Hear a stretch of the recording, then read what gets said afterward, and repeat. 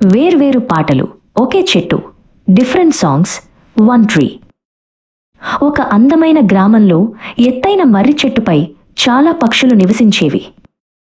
చిట్టి అనే పిచ్చుక అక్కడ ఒక గూడు కట్టుకుని ప్రతి ఉదయం సంతోషంగా పాటలు పాడేది. ఒకరోజు కీర్తి అనే చిలుక అదే చెట్టుకు వచ్చి తనదైన శైలిలో పెద్దగా పాటలు పాడటం మొదలుపెట్టింది. చిట్టికి కీర్తి పాటల వల్ల ఇబ్బంది కలిగింది. నీ పాట చాలా పెద్దది అని ఫిర్యాదు చేసింది. కీర్తి కోపంగా, నా పాట నీ పాట కంటే చాలా బాగుంది అని వాదించింది. ఇద్దరూ గొడవ పడటం మొదలుపెట్టారు. దాంతో చెట్టు మొత్తం చాలా సందడిగా మారింది.